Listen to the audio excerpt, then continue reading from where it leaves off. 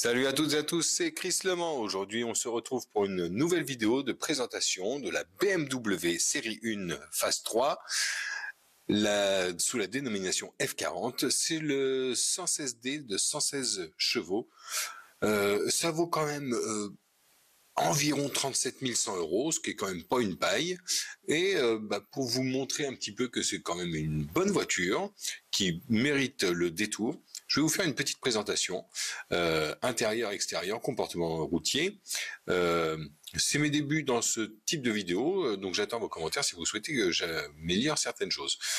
En ce qui concerne donc cette voiture, elle fait 6 chevaux fiscaux, sa consommation mixte, et ça je peux l'attester parce que j'ai fait 22 000 km à l'heure où j'enregistre cette vidéo, je suis bien effectivement à 4,5 litres à 4,7 litres de conso moyenne. Boîte manuelle, 6 vitesses. Eh bien écoutez, je vous laisse la découvrir en vidéo, on se retrouve à la fin pour faire le point. Bien, écoutez, c'était une occasion aujourd'hui, il fait beau, ça fait du bien qu'il fasse beau, du temps qu'on a de la flotte. Occasion de vous faire un petit bilan. En 2 mois, j'ai fait quasiment 15 000 km. En fait, avec la BM série 1 116D, 115 chevaux, je crois, 115 chevaux. Ouais.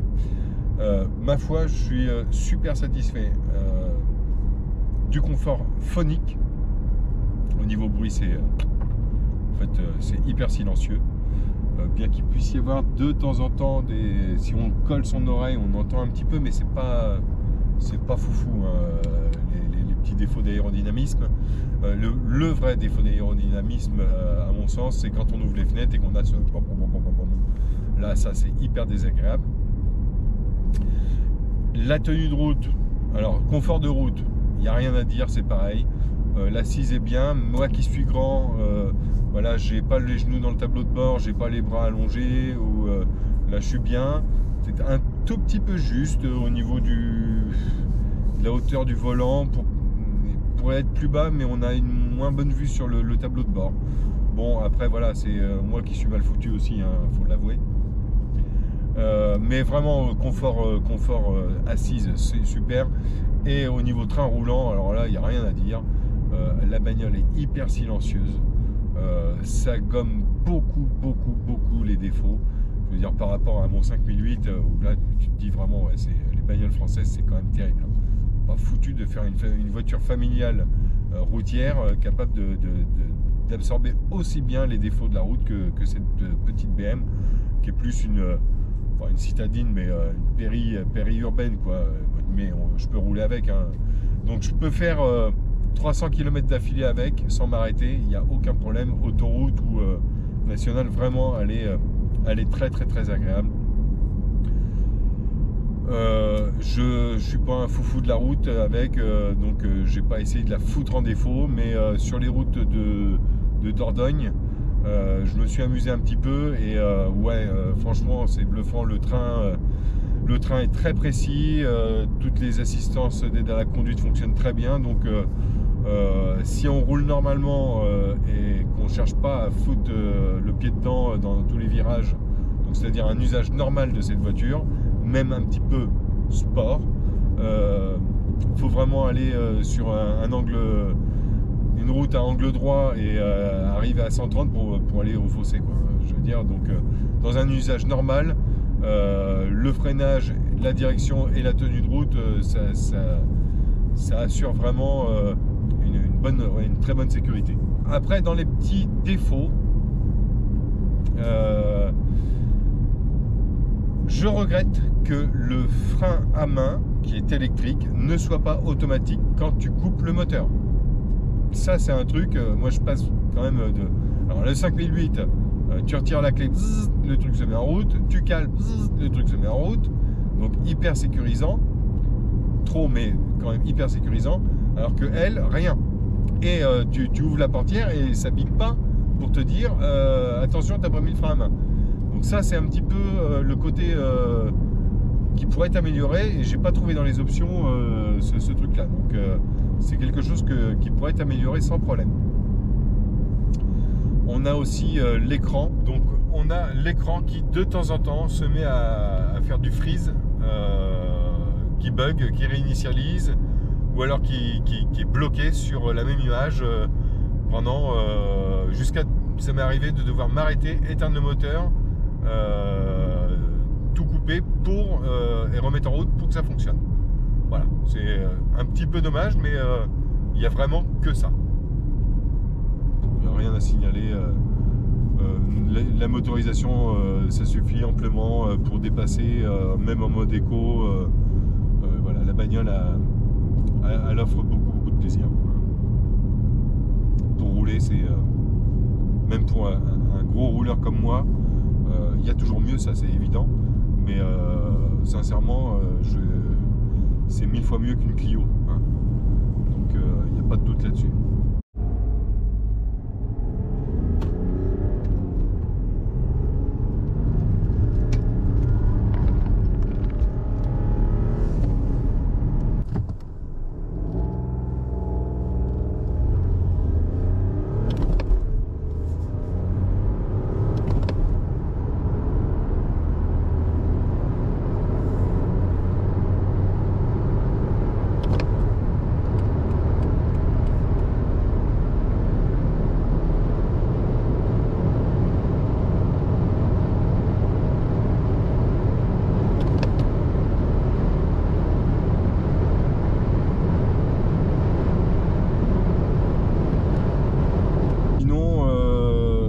Faire un petit tour là de l'habitabilité.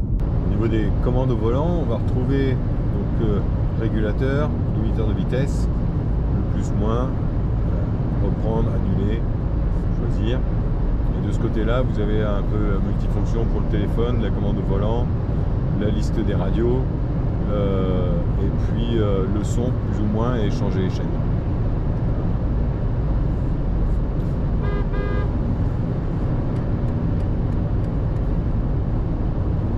Essuie-glace de ce côté-là et clignotant et phare, enfin appel de phare ici. Là vous avez l'ensemble de commandes pour les phares, donc réglage de la hauteur, luminosité du tableau de bord, passage en mode auto, quand vous êtes arrêté le parking, avant, arrière, enfin droite-gauche, faites position droite-gauche ou les deux, et le mode off, feu anti-brouillard. Là, la commande des vitres, tout simplement, et des rétroviseurs pour abattre et pour régler le droit ou le gauche. Bon, on a quand même des plastiques durs, mais qui ne sentent pas le creux. Ça sent pas le creux. Tu tapes sur les plastiques, tu n'as pas l'impression qu'il y a du vide derrière. Le volant gainé cuir, bon, bah, il est bien impeccable, il n'y a pas de souci là-dessus. La coudoir centrale également gainé cuir. Les tissus sont vraiment propres, agréables et il y a même une belle texture en fait. Donc pas mal. Au niveau des assises, on est bien, il n'y a pas de problème. On peut régler en hauteur, avant, arrière et puis l'inclinaison tout simplement. Bon, par contre l'appui-tête, il est juste, voilà, on peut juste le monter et le descendre. Il n'y a pas de... Là, c'est vraiment du super basique. Là. Mais bon, une fois qu'on est calé, c'est bien. J'ai pas le genou qui rentre dans le tableau de bord. Ici, comme je conduis les jambes un peu écartées. Et dans le même temps, j'ai la bonne position pour mes bras. Là, au niveau de la tablette tactile, on va retrouver en fait les applications compatibles de votre téléphone qui vont se mettre sur l'écran. Donc carte, message, météo, mais tout ne va pas fonctionner. Par exemple, si je veux mes podcasts, ben, c'est uniquement la lecture qui est en cours ou la file d'attente, mais je ne peux pas les choisir. Vraiment, je ne rentre pas dans l'application, c'est qu'une apparence entre guillemets. Voilà, donc soit je commande ici, l'écran est tactile en totalité, sinon je vais utiliser tout simplement ma commande centrale qui est là. Alors là c'est un bon jouet aussi, ça fait déjà longtemps que BMW a inauguré ce bouton central qui est une télécommande absolument démente. On a médias, com, internet, navigation, carte, maison, options. Alors on a l'ESP qui est déconnectable, DC on, stabilisation de la conduite active, ou traction optimale avec la stabilisation de conduite limitée.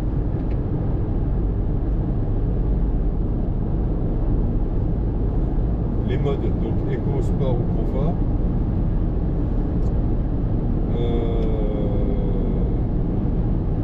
Et puis on peut déconnecter le start and stop et le parking. Alors une chose quand même un peu surprenante,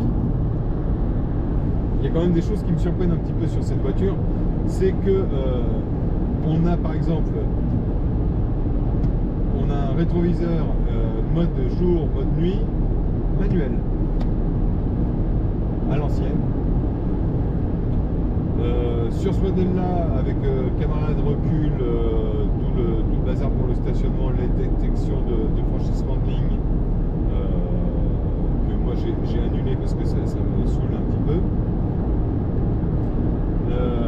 On n'a pas par exemple l'avertisseur, même si je rétablis toutes les configurations de sécurité, on n'a pas d'avertisseur de dépassement. C'est-à-dire que l'avertisseur, le petit voyant sur le rétroviseur qui vous dit attention, il y a une voiture qui vous double.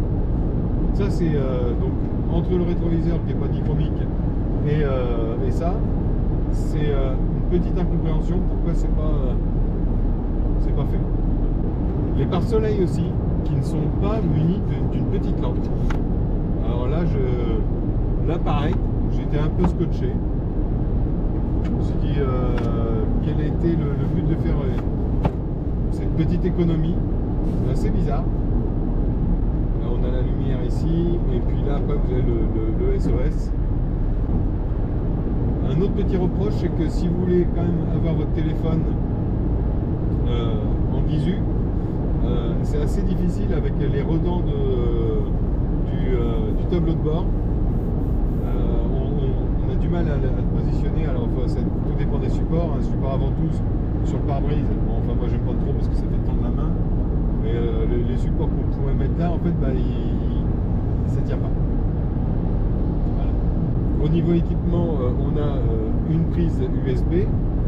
On a une prise USB ici. On a le faux allume-cigare dans lequel on peut mettre un chargeur allume-cigare. Et on va retrouver dans la boîte à gants centrale encore deux ports, un port USB, et je crois même que c'est un USB-C d'ailleurs, pour pouvoir charger directement les appareils. Les vides-poches, ils sont basiques, hein. Vous pouvez mettre une bouteille d'1 litre, mais alors, enfin d'1,5 litre, mais pour la sortir ou pour la mettre, c'est un peu juste, mais ça passe.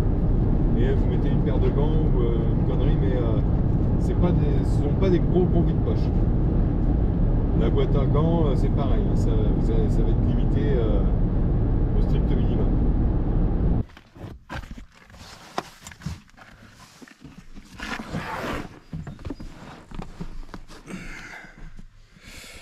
Bon, concernant les places arrière, alors là je suis calé, j'ai vraiment peu de place pour la tête.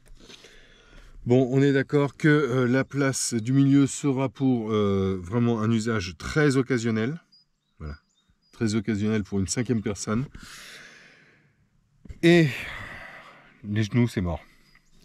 Donc là, si j'ai une personne qui est grande comme moi, qui fait 1,90 m devant, bah voilà, tu voyages comme ça parce que c'est mort. Mais bon, si tu as une personne qui est normale, à la rigueur, moi je suis grand aussi, hein, donc 1,90 m à l'arrière et puis un autre qui peut se serrer un petit peu, ça va, ça passe, mais vraiment, voilà, hein, on est contraint, mais c'est une petite berline, hein, donc faut pas pousser non plus, hein. Donc voilà, l'intérieur, à l'arrière vous allez retrouver donc deux ports USB-C là pour la recharge. Là ici, bah rien. Ici, là, bah rien. Là, ok. un panier, là un vide-poche, vitre électrique, et puis des ceintures de sécurité. Mais voilà, enfin, on est sur du super basique. Hein. Super basique, de toute façon, on n'aura même pas la trappe à ski pour pouvoir faire un accoudoir central. Ça, c'est un petit peu dommage aussi. Mais voilà, donc non, sinon, globalement, voilà, excellente voiture. Bon, les vitres à l'arrière, c'est pareil, hein, c'est pas super haut, hein, donc du coup, on a une sensation d'être vraiment restreint, vraiment étriqué. Pour sortir, chausse-pied. Je voulais voir le compartiment moteur, si on peut le voir. Alors, au niveau du coffre à l'arrière, donc le coffre à l'arrière permet, pour ma part, d'aller mettre une grosse valoche comme ça, mon échelle télescopique. Bon, c'est pareil, hein, c'est pas un grand volume de coffre, mais pour 2 personnes, éventuellement un gamin, on peut se débrouiller pour partir en week-end avec. Ça marche. Bon, toujours comme d'hab chez les Allemandes, le kit de sécurité qui est là.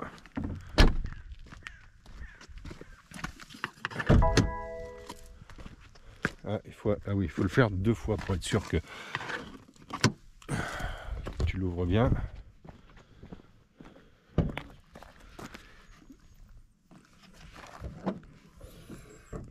Ah oui, parce que 2 fois, parce que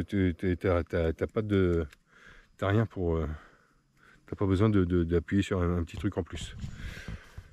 Voilà, donc on est sur un biturbo ou Twin Power Turbo, je sais pas si c'est un biturbo, mais de toute façon maintenant les voitures sont toutes biturbo, on va dire.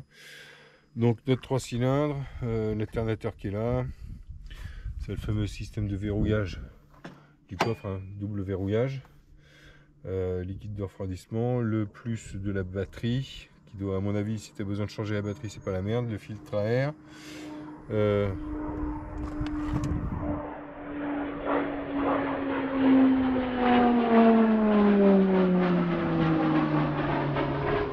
lent. Donc voilà, bon, rien de particulier à ce niveau-là. De toute façon, c'est pas des voitures faites pour qu'on puisse les entretenir nous-mêmes. Mais bon, ça reste des voitures quand même modernes. Enfin, bon, elle est bien équipée et tout, hein, les feux LED. Bon, je trouve que BMW a perdu de son charme parce que maintenant c'est plus des phares ronds, c'est des phares en forme de je sais pas quoi là. Et alors cette espèce de grosse calandre moche. En fait, la BM série 1 a perdu largement de son charme. Elle fait pas tôt à l'avant, je trouve qu'elle fait pas très dynamique. Alors que l'arrière par contre est super réussi. Alors là, pour le coup, j'adore l'arrière, mais l'avant est vraiment moche. Je pense que l'arrière c'est vraiment assez bien réussi au niveau des feux, etc. Mais pour moi, l'avant est un peu loupé par rapport aux premières séries 1, quoi. Que je trouvais plus sympathique. Voilà. Bon allez, je vous laisse, j'ai de la route. Ciao. I wanna be the greatest. Everybody on the fake shit. I look around and feel like everybody is the fakest. I make this every day and I'm impatient, hoping one day I blow up from the basement. Statement, the top is so vacant. I don't hear shit that I think is amazing. Waiting for my day when I'm playing sold out shows for 1,000 faces. Hey, give me that crown, get in my way and to be put down. It ain't your place, all this my town. If I want that shit, then I'll get it right now. I'm losing it, the noose it fits. I'm losing shit, a stupid myth. You choose to live or choose